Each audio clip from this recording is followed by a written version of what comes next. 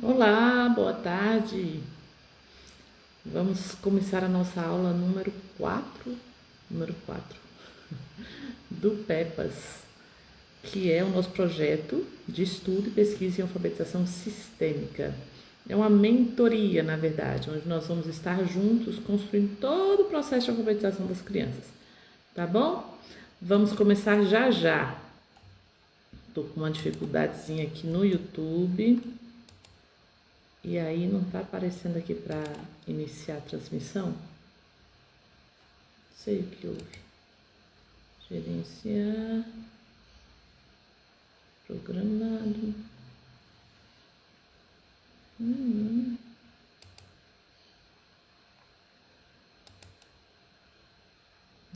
gente, é assim.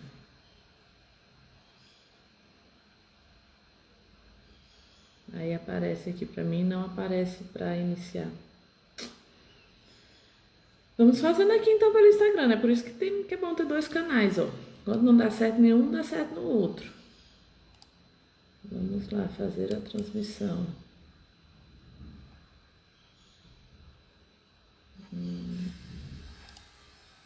Não.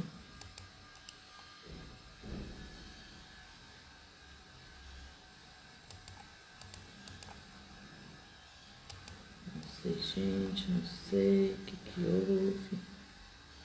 Não sei. Então, vamos nós aqui, ó. Tá aparecendo minha imagem bonitinha, direitinho. E não vai.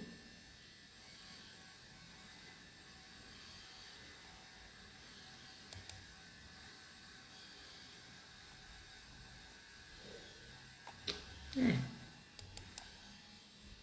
fazer o que, né? Não sei o que houve, não. Oi, Eneida. Agora vou viver. Bem-vindo. Vamos aí iniciar nossas reflexões. Deixa eu colocar aqui uma mensagem para o pessoal que tá aqui no YouTube.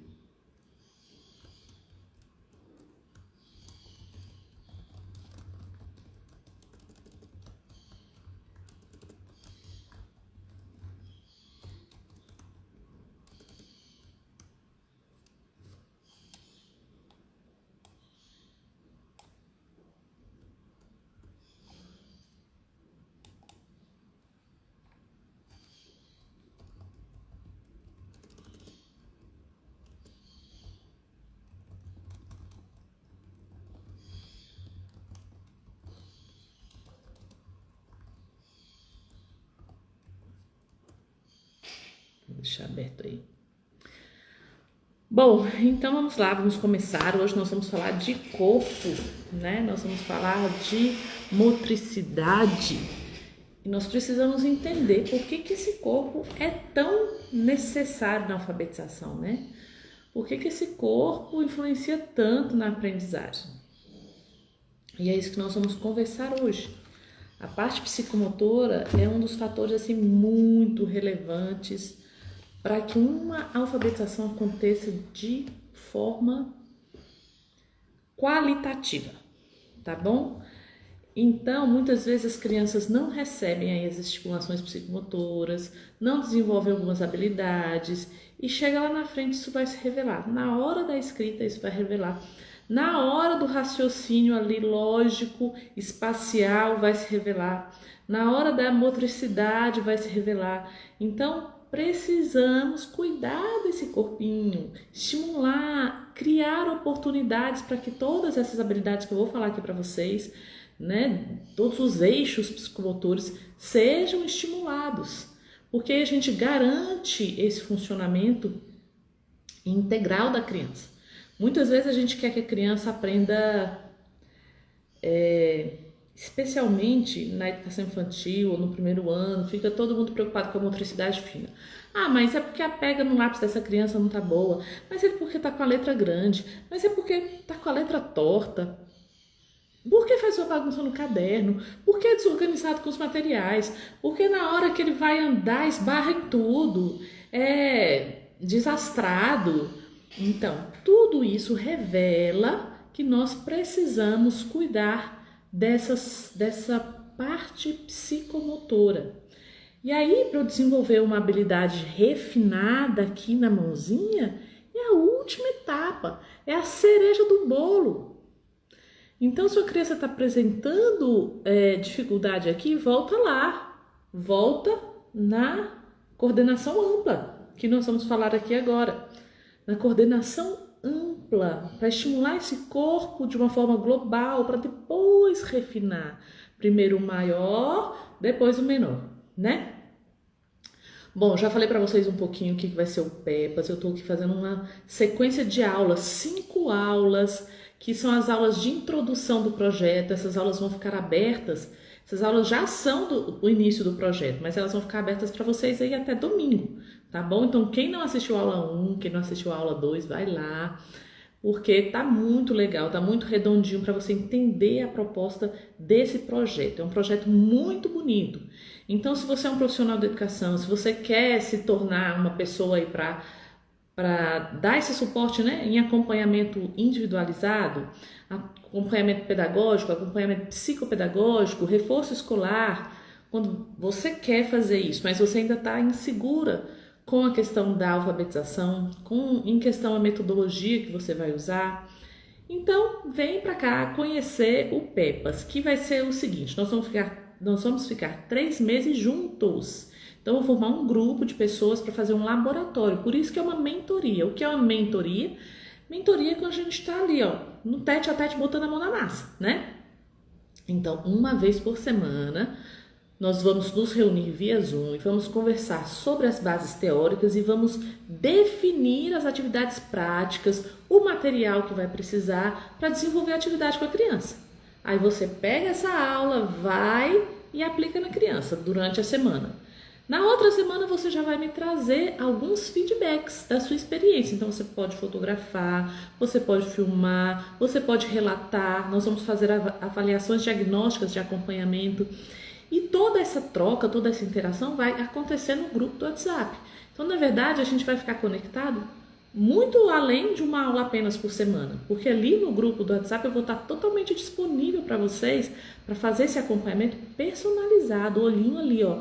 Vamos ver o que essa criança já tem de competência, o que ela ainda precisa desenvolver, o que é de recurso que a gente pode usar nessa situação aqui. E no grupo a gente vai fazendo essa troca maravilhosa. Nós fizemos a primeira versão, né, do PEPAS o ano passado. E foi assim, eu me surpreendi muito. Por quê? Porque é uma coisa dinâmica, não é assim, ó, toma aula, vai lá e faz. Não, é muito dinâmico, é muito interativo. A gente cresce muito com o outro no grupo, né, Rose? A Rose está aqui, a Rose participou ano passado e a Rose é bem ativa, ela vai lá e faz, põe a mão na massa e compartilha, né, Rose? Muito bom. E teve excelentes resultados. E todas as pessoas que participaram e que realmente aplicaram a proposta tiveram resultados maravilhosos. Eu acabei de postar aqui uma aluna que compartilhou, né, o desempenho da criança que ela estava atendendo. E aí, gente, é muito lindo de se ver uma criança de 5 anos lendo com fluência, uma criança de 5 anos lendo sem ficar gaguejando, sem ficar segmentando. Por quê? Porque a gente envolve tudo isso que eu estou falando para vocês aqui. A gente pensa nas questões emocionais, a gente pensa nas questões relacionais dessa criança, a gente pensa na cognição e a gente pensa na parte física, motora, tá? E como que isso tudo se integra. Por isso que a proposta é que a gente alfabetize em 3 meses. Em 3 meses. Por quê? Porque vai mais rápido. A gente não vai ficar ali, ó, esperando que a criança aprenda uma sílaba para depois ensinar outra, para depois ensinar outra. Não tem isso. A criança aprende aqui no PEPAS, a proposta é aprender a língua na naturalidade, na integridade que ela é. Então a criança já chega inserida em todas as unidades linguísticas, na letra, no fonema, na sílaba, na palavra, no texto, na frase.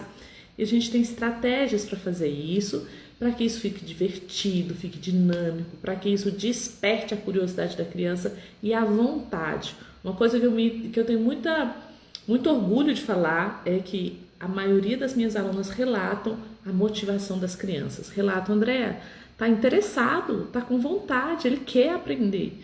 Então, gente, assim, é maravilhoso a gente perceber isso. Quando a gente consegue tocar lá no coraçãozinho da criança, quando a gente consegue fazer com que essa criança seja envolvida pelo desejo, que essa criança seja envolvida pela vontade, ela caminha o resto da vida escolar dela. Vai ser uma criança que vai atrás pela vontade, pelo prazer, pela satisfação, e não porque alguém está mandando fazer, não porque alguém está brigando, não porque alguém está pondo de castigo. Então essa é uma das bandeiras aí da alfabetização sistêmica, é garantir, é provocar essa curiosidade, esse desejo, esse empoderamento da criança. Então nós fazemos isso no PEPAS assim, com muito carinho, com muito respeito a essa criança, a vida dela, a história dela, é muito gostoso. E eu convido vocês para que possam realmente participar e colocar em prática. Não precisa acreditar em mim, deixa eu ver se essa Andréa aí tá falando, o que ela tá falando é real mesmo. Vem e participa, porque você vai poder comprovar na hora que você colocar a mão na massa e você experimentar. Uma coisa é me escutar falando, outra coisa é você vivenciar. A gente aprende muito mais pela vivência, né? Pela experiência. Então, com muito desejo de fazer esse projeto, porque eu também me alegro, eu também me empolgo, eu fico assim, muito envolvida com tudo isso. E é com essa alegria toda que eu te convido para fazer parte, tá bom? Na sexta-feira eu vou liberar para vocês o link para quem quiser participar dessa nova turma. Então é agora ou só depois do ano que vem, tá? Então vamos lá, vamos arregaçar as mangas e vamos fazer. Não deixa para depois não. Bom, então vamos voltar aqui para o nosso tema, que é a questão da psicomotricidade. Então vamos pensar primeiro na relação desse corpo com essa mente, com esse psique, com esse psiquismo. Essa relação, gente, ela é íntima, ela é assim, a gente só funciona as duas coisas juntas, né? Porque quando a gente vai estudar, a gente separa, a gente, né, segmenta as partes. Então eu vou estudar aqui a cognição da criança, eu vou estudar a atenção, eu vou estudar funções executivas. Agora eu vou estudar a parte psicomotora. Então a gente faz como se essas duas coisas fossem distintas e separadas, mas elas não são. Elas acontecem juntas. Olha só, um bom exemplo disso é o que acontece com o seu corpo quando você fica preocupado? Quando você toma dizer que você passou por uma situação de perigo, de risco, o que acontece?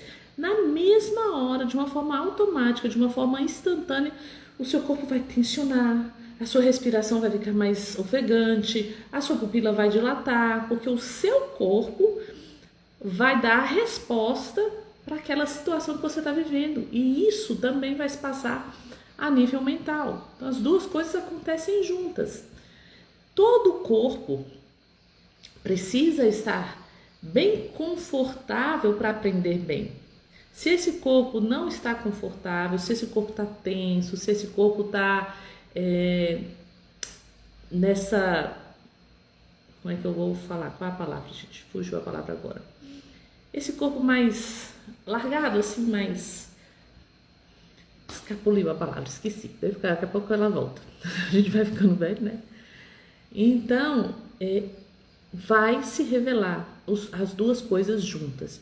O conforto emocional no corpo se revela pela a mente e o corpo juntos. Então, eu vou respirar, por exemplo. Estou ansiosa, estou preocupada, estou tensa.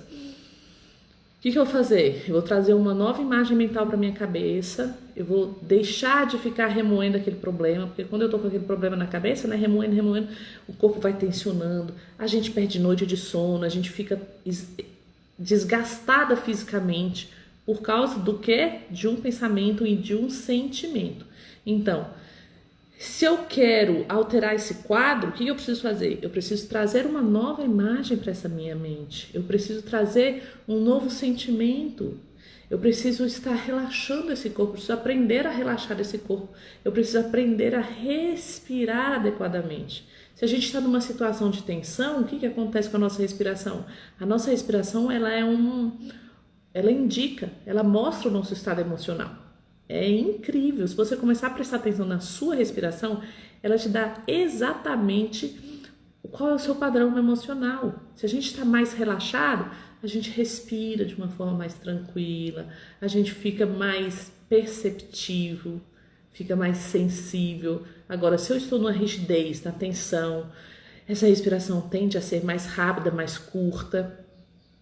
E essa minha clareza mental também fica embaçada. Quando a gente está nesse nível de tensão, a nossa clareza mental, a gente diz que é como se esse lobo frontal, que é a nossa capacidade de análise, né, de planejamento, de tomada de decisão, isso ficasse assim meio que anuviado, porque a gente está sequestrado pelo sistema límbico. O que é esse sistema límbico? É esse sistema que ativa todas essas reações quando a gente está numa situação de medo, de perigo, né?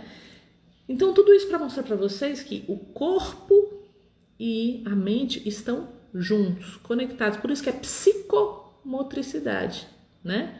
Psicomotricidade. Todo movimento, toda a ação corporal passa aí por esse nosso estado emocional e nosso estado psicológico. Então, quando eu falo de psicomotricidade, eu não vou falar só de movimento. Eu vou falar de emoção, eu vou falar de relação, eu vou falar de afeto. Tudo isso é psicomotricidade, tá bom? Bem-vindas, Gislene, bem-vindas, deve ser Sabrina, né? Sabe?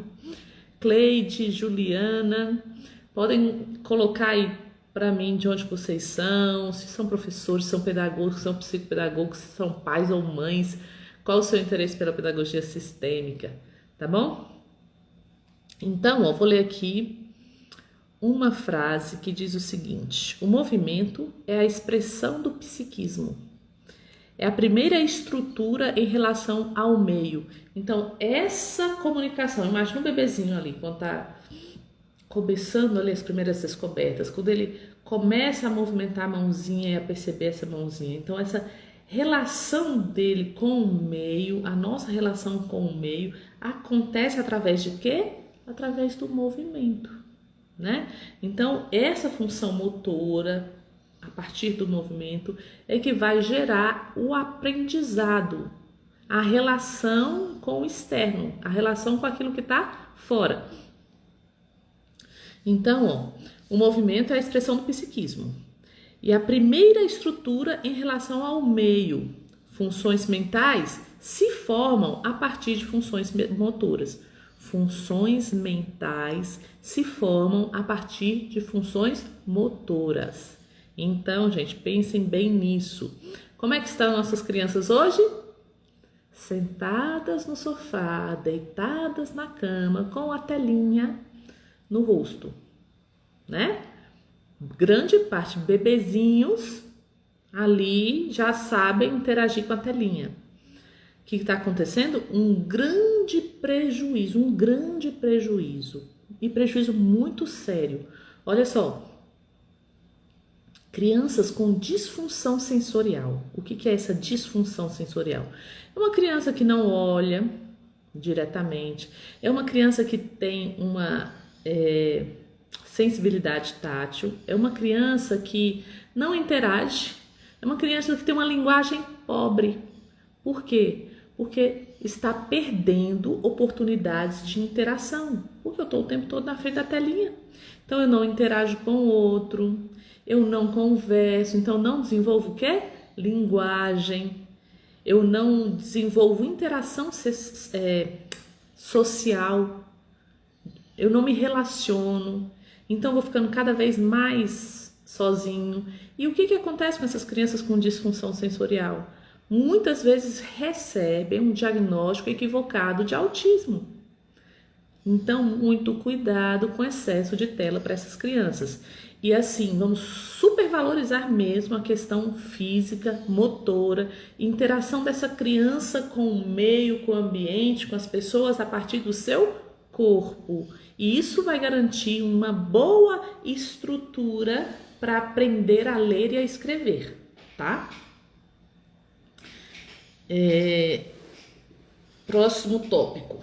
Então a gente já falou um pouquinho desse desenvolvimento da criança, né? Da importância desses estímulos do corpo, de movimento, para ganhar essa interação com o meio e aprender. E construir especialmente uma consciência de si. O corpo vai ajudar a criança a definir e a construir a sua identidade, quem eu sou, qual é o espaço que eu ocupo. Então a criança tem uma imagem corporal, né? Ela tem um esquema corporal, que é essa visão externa do próprio corpo, mas ela também tem uma imagem corporal, que é uma noção interna do próprio corpo. Quem é a Andrea? O que ela gosta, o que ela quer, o que ela faz. Então essa imagem, que a gente também trabalha muito isso na alfabetização sistêmica, a partir dessa construção e resgate da história de vida da criança, a partir da sua família, tudo isso é construção de identidade, do eu, e que tem tudo a ver também com o corpo. Uma criança que tem esse corpo bem trabalhado, ela vai desenvolver autonomia. Então, quando a gente vê uma criança retraída, quieta, que não quer interagir, que não quer participar, se você vai investigar e fazer uma avaliação psicomotora, você vai perceber que ali tem alguma, não é limitação, mas algo ali precisa ser mais estimulado para que se desenvolva nesse corpo. Então, essa mão dupla, né, de corpo e relação social, de corpo e aprendizagem, de corpo e linguagem, está acontecendo o tempo todo. Então, nós precisamos estimular esse corpo, né, Rose? E aí? Como é que eu vou estimular, André? Então, eu vou fazer o que com essa criança? Bom, intuitivamente a gente já sabe, né, que criança precisa de parque, precisa correr, precisa de bola, né? Mas para estimular pedagogicamente, a gente vai lá e separa, né? Psicomotricidade tem os eixos, a motricidade fina, a motricidade global, o equilíbrio, o esquema corporal, a organização espacial, a organização temporal, a lateralidade e linguagem e pensamento também entram na psicomotricidade, tá bom? Então são esses aqui os eixos. Se eu quero fazer uma alfabetização bem feita, o que eu vou fazer? Vamos estimular lateralidade. Vamos estimular equilíbrio. Então, eu vou pegar atividades de equilíbrio e vou repetir essas atividades durante a semana diariamente. Eu não posso fazer uma atividade esporádica aqui, outra atividade esporádica lá. A gente precisa da memória, a gente já viu, né? A gente precisa da memória para consolidar essa motricidade e essa aprendizagem. Então, eu vou estimular cada um desses eixos por um determinado tempo. Então, eu vou trabalhar com a motricidade global, então eu vou fazer essas atividades globais durante um período de tempo. E eu vou observar e fazer também a avaliação diagnóstica, subir em árvore, andar de bicicleta, tudo isso é muito bom que as crianças hoje não estão fazendo, né? A criança da cidade que mora num apartamento, que está lá limitada no seu espaço, hoje ela não anda mais de bicicleta, hoje ela quase não vai no parque, hoje ela não está subindo em árvore. E aí isso traz grandes limitações para ela na escola. Aí chega lá na escola, tá com problema, tem algum problema, vamos investigar. E aí acaba patologizando a aprendizagem. Então, antes de fazer um diagnóstico, antes de dizer que essa criança tem problema, a primeira pergunta é: nós estamos estimulando adequadamente essa criança? Nós estamos trazendo o estímulo que ela precisa para ela poder aprender bem? Né? Essa é a responsabilidade nossa. Então, vamos falar de cada um desses aqui? Vamos começar por linguagem e pensamento. O que é a linguagem? A linguagem é a expressão do pensamento. Então, eu posso falar, mas usar de uma maneira restrita essa minha fala para me comunicar, né? Então, nós precisamos ver se essa fala é um bom instrumento de comunicação. Se através da minha fala eu consigo manifestar, né, o que eu penso, ou se eu estou só reproduzindo o que as outras pessoas me mandam reproduzir. Aí, de repente, eu tenho uma fala, boa, mas não tem uma boa comunicação. Para as crianças, a gente precisa oportunizar que elas se comuniquem, que elas expressem as ideias delas, que elas manifestem os desejos delas, sem a gente estar o tempo todo tolhendo, corrigindo. Não, não é assim, é desse jeito aqui. Não, não é assim, é desse jeito aqui, né? Então, nós precisamos acomodar esse olhar de respeito à criança com as necessidades dela e deixar espaço para que ela se expresse. Muitas vezes na sala de aula a gente tem 30 alunos, né?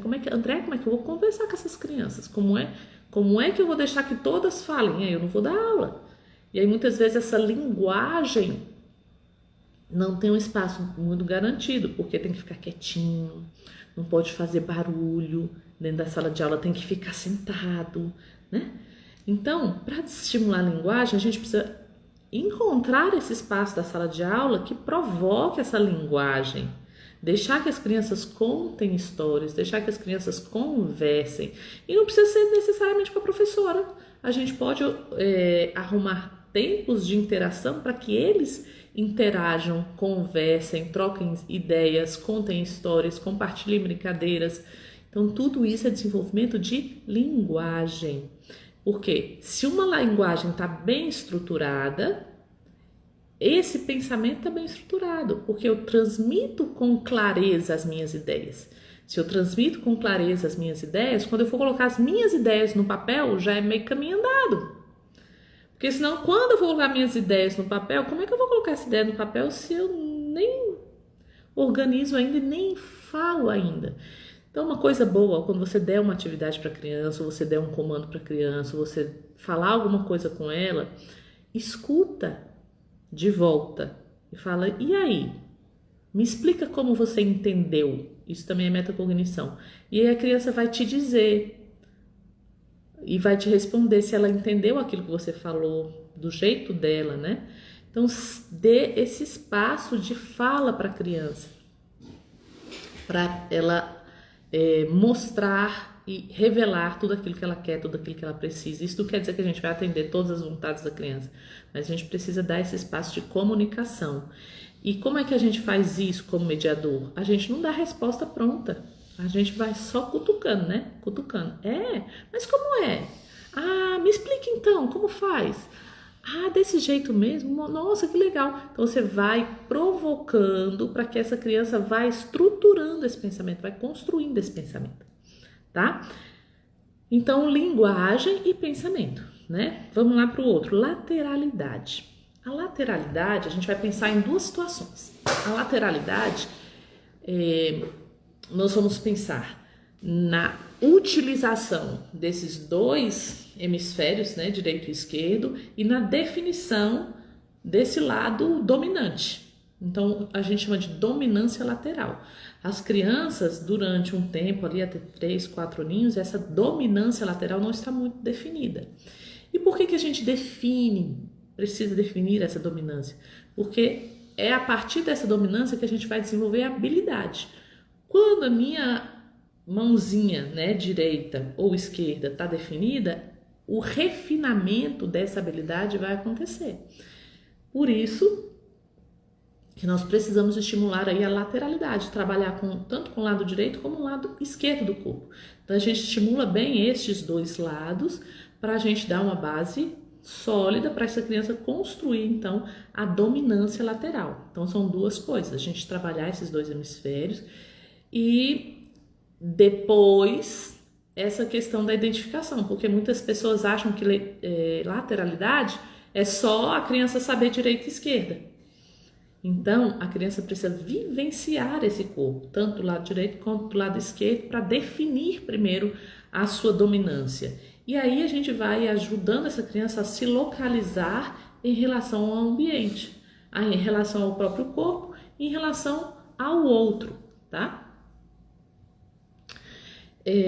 Então, essa é a lateralidade. Então, vamos reservar o espaço no planejamento, nas atividades. Quando é que eu vou trabalhar essa lateralidade?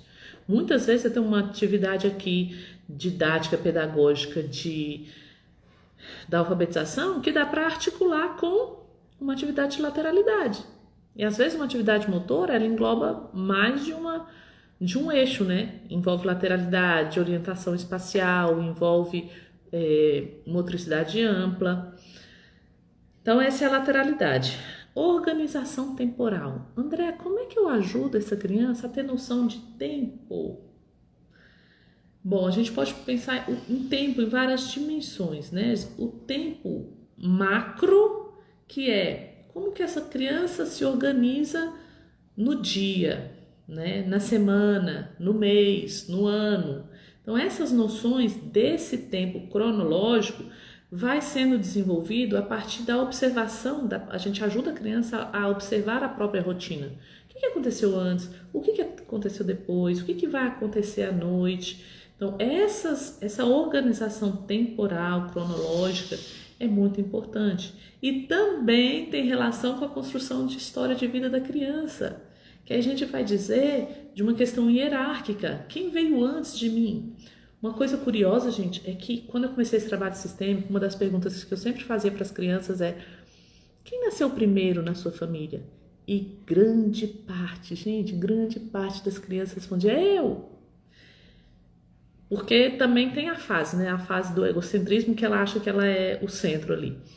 Mas essa questão de entender cronologicamente que a vovó nasceu primeiro, depois a mamãe, depois a criança, isso dá também, constrói na cabecinha da criança também essa organização temporal.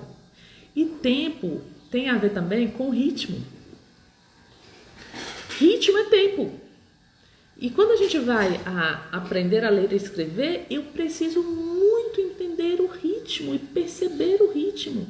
Eu estou falando aqui com vocês, as minhas palavras estão fluindo uma atrás da outra sem nenhuma pausa. Então, como é que eu quero que essa criança perceba na linguagem, na fala, a pausa para identificar a sílaba, para identificar o fonema? Então, quando eu trabalho ritmo com essa criança, vai ficar muito mais fácil para que ela aprenda essas pausas na alfabetização. Então, uma atividade interessante, por exemplo, eu vou bater aqui e pedir para a criança repetir, né? Então, a gente vai trabalhando muito com ritmo no corpo, com ritmo com as músicas, com ritmo para reproduzir esse ritmo, para prestar atenção em diferentes sons. Como é que eu quero que a criança chegue lá no fonema, que é um som mais abstrato? Gente, fonema é um som muito abstrato. Antes de chegar lá no fonema, essa criança precisa discriminar auditivamente outros sons. Sons do ambiente, a buzina, o carro, o passarinho que está cantando ali. Então, eu preciso perceber, refinar esse meu ouvidinho aqui, para perceber isso, perceber os meus ritmos internos, perceber os meus barulhos do meu corpo, né? A tosse, o espirro, a palma, o riso. Então, preciso entender isso tudo. Isso tudo é ritmo. E aí, gradualmente, a gente vai levando essa criança a perceber essas pausas. O nosso coração bate no ritmo, a nossa respiração tem um ritmo. Todas as coisas, a vida pulsa dentro de um ritmo. Nós precisamos trabalhar ritmo com essa criança antes de querer ensinar o fonema. Muitas vezes a criança está lá repetindo um fonema sem nem saber do que se trata. Ela está fazendo uma reprodução puramente mecânica. Vai aprender a ler? Vai! Mas vão ficar algumas defasagens se a gente não olhar para essas questões que eu estou falando com vocês.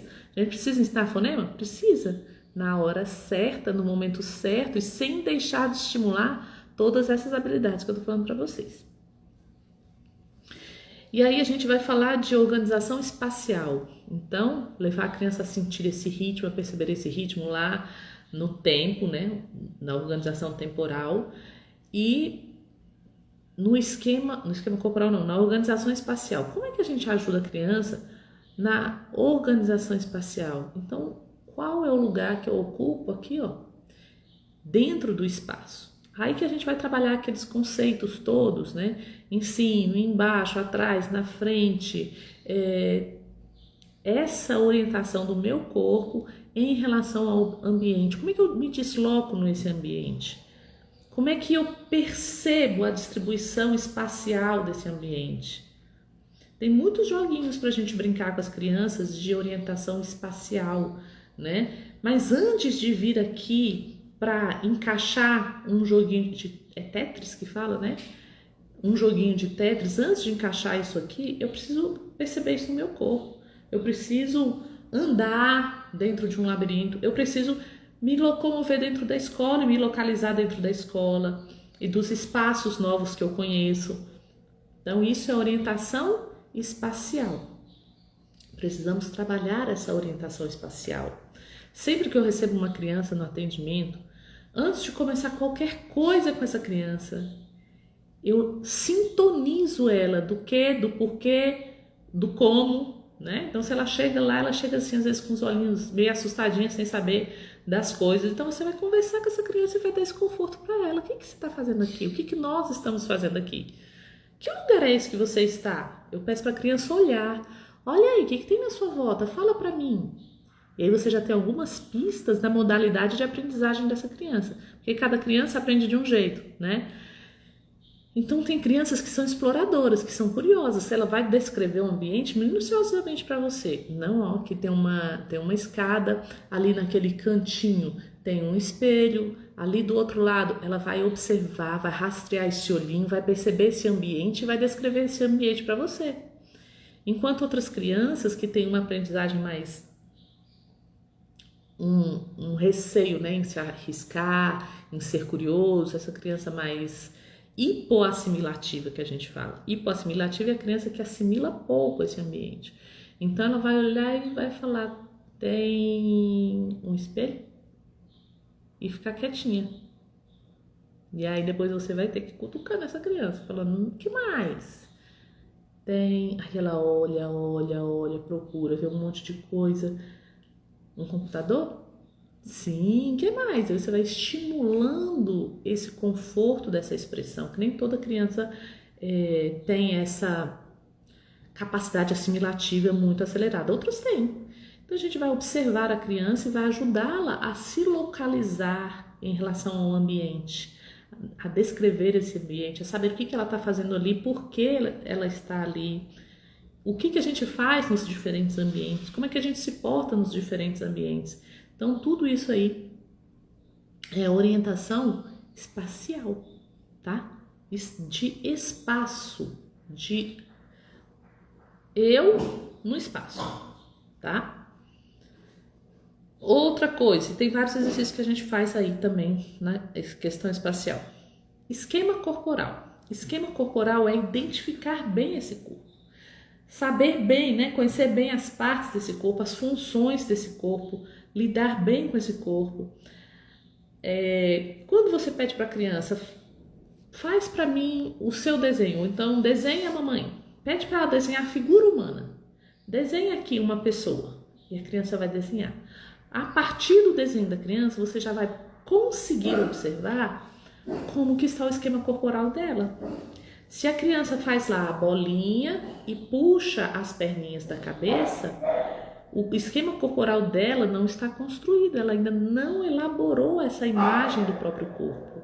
Então eu vou ficar trabalhando só de montar e desmontar bonequinho para ela aprender que tem braço, que tem perna? Não, tem que ir para o corpo dela. Para o corpo dela, tem que fazer esse corpo vivenciar, tem que fazer esse corpo saltar, correr, equilibrar-se. Esse corpo é que vai dar esse referencial interno para que depois ela construa esse corpo no papel. Então, trabalhar esquema corporal não é só, como eu vejo muita gente fazer, não é só recortar bonequinho e colar os pedaços do bonequinho. É importante fazer? É uma ótima atividade, mas não só. Precisa ir para o próprio corpo da criança, precisa explorar, ela precisa sentir. Sabe, estimulação sensorial? Explorar a questão tátil, pedir para essa criança fechar os olhos, passar no corpinho dela diferentes texturas. Tem aquela caixa sensorial também que coloca a mãozinha e descobre que objeto tem lá dentro. Cheiros diferentes, sabores diferentes. Então, essas experiências sensoriais estão levando para a criança consciência corporal, que vai ajudar a construir o esquema corporal, tá? Então, tudo isso aí é estimulado. Quanto mais a criança vivencia tudo isso, mais ela vai desenvolver habilidades para aprender a ler e escrever com mais segurança, sem aparecer os atropelos lá para frente, né? Sem aparecer as dificuldades lá para frente. Minha cachorrinha tá vendo alguma coisa ali fora. Equilíbrio. Equilíbrio é essencial também, gente. O equilíbrio é que dá essa base pro corpo da gente. Então, o equilíbrio é uma ação de manter o seu eixo gravitacional do equilíbrio, né? Então, você pode manter esse equilíbrio como? Com o seu corpo parado ou com o seu corpo em movimento. Então, a gente chama equilíbrio estático e equilíbrio dinâmico. Equilíbrio estático é você ficar na ponta do pé, paradinha, em um pé só. Isso é equilíbrio estático. Equilíbrio dinâmico é você correr pulando de um pé só, você saltar ali um obstáculo, você andar em cima da corda, da linha. Isso é equilíbrio dinâmico. Então você vai manter o eixo do seu corpo parado ou em movimento. Se a criança não tem bem estabelecido esse equilíbrio, muita coisa pode ficar desorganizada para essa criança. Essa coisa da propriocepção, né? Ela tá passando aqui, de repente esbarra na cadeira, tromba no outro, derruba um lápis, cai papel, porque essa referência de corpo não está bem consolidada. Você fala, nossa, mas essa criança é muito desorganizada, muito estabanada, mas a referência do corpo dela está precisando ser estimulada para ela fazer esse cálculo, essa projeção do tamanho do corpo dela em relação ao espaço. E aí, quando a gente trabalha equilíbrio, a gente está trabalhando essa consciência desse corpo,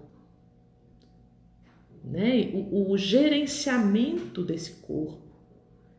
Brincadeiras que vão levar essa criança a gerenciar esse equilíbrio, a manter esse equilíbrio. Para manter o equilíbrio, ela tem que voltar o foco para onde? Para o corpo dela. Ela não... Se uma criança tem dificuldade no equilíbrio, por exemplo, você passa lá a linha no chão e fala, vamos andar aqui em cima dessa linha, tem que ser um pezinho na frente do outro. Muitas vezes ela não coordena o olhar. E aí ela não desenvolveu essa relação, né? Óculo-pedal, que a gente fala, do olho com o pé.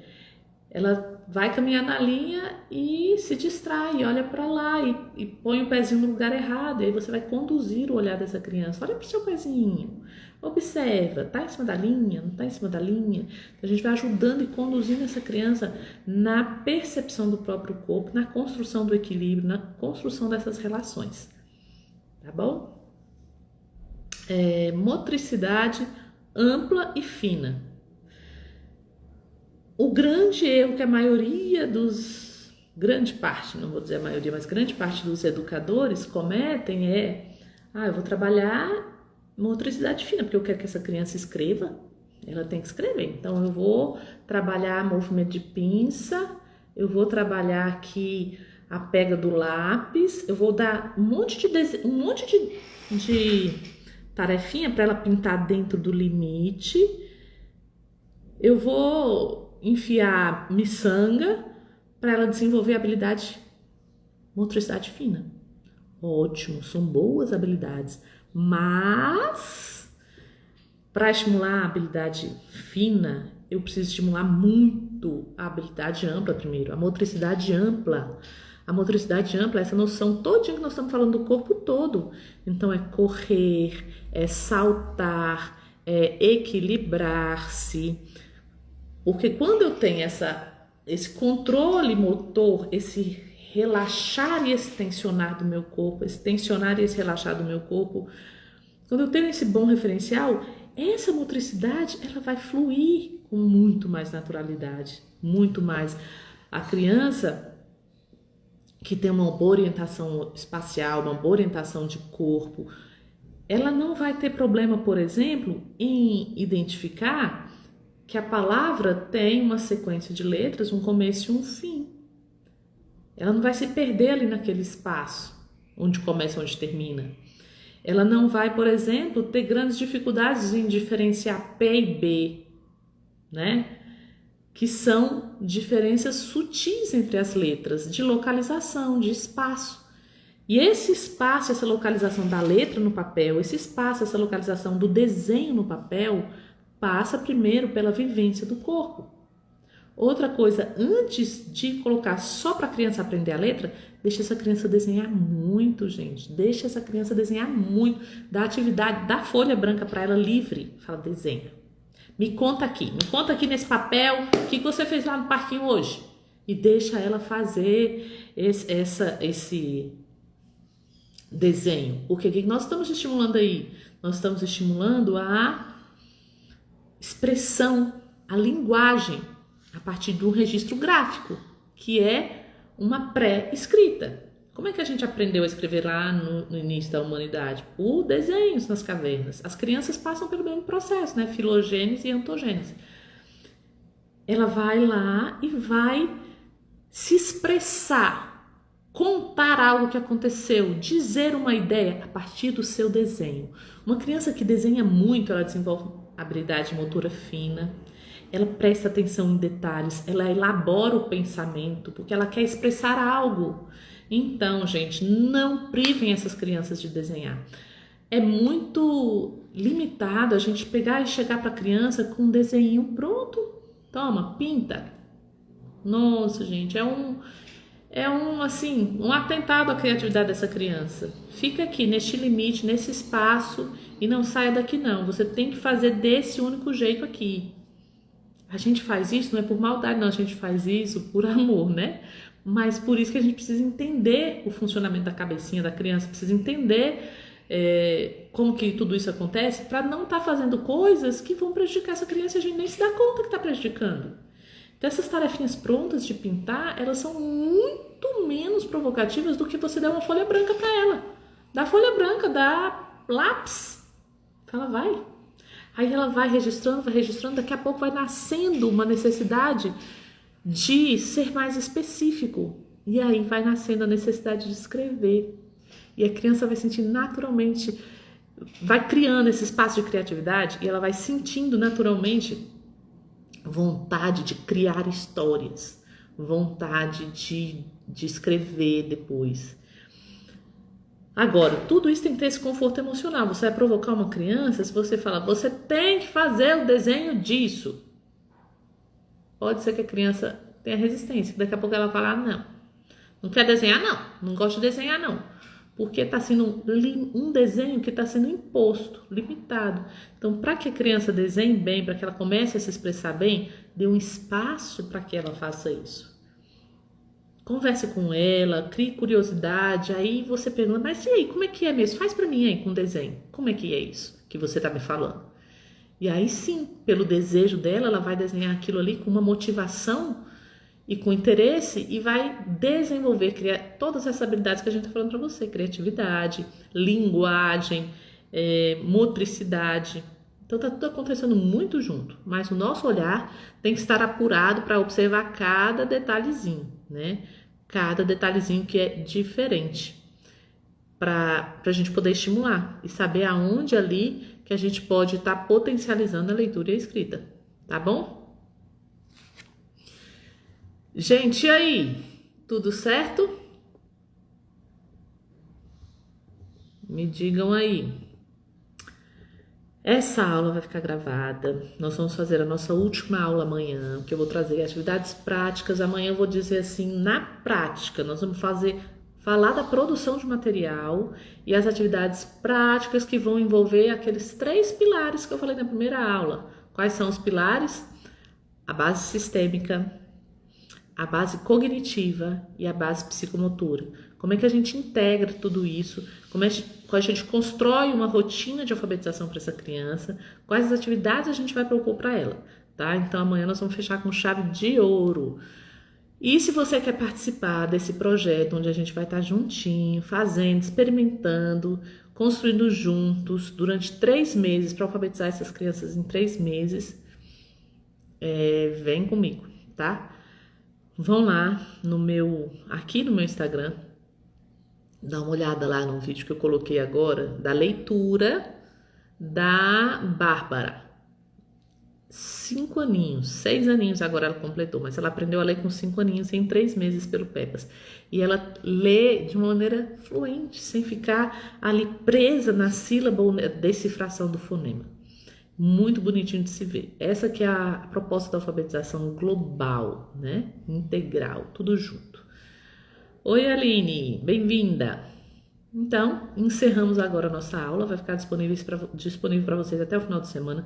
Se puderem contribuir com um compartilhamento, com um comentário, vocês ajudam o Instagram a dizer, olha, esse conteúdo é legal, esse conteúdo é relevante, esse conteúdo é bom. Então, conto com a colaboração, com a ajuda de vocês, né? Eu venho aqui, entrego para vocês assim aquilo que movimenta o meu coração e infelizmente, a gente tem que fazer esses pedidos aí para que essa troca aconteça, tá bom? Mas é isso, um grande beijo no coração e amanhã estamos juntos novamente. Eu vou passar esse videozinho aqui pro YouTube, porque nós tivemos problema, o YouTube tá dando problema direto. E aí eu vou jogar nos grupos do Instagram. Se você não tá no grupo do Instagram, vem aqui no direct, pode me pedir que eu coloco você no grupo do Instagram. E aí lá no grupo do Instagram eu vou disponibilizar o link do YouTube para vocês depois, tá bom? Grande beijo. Obrigada pela participação de cada um de vocês.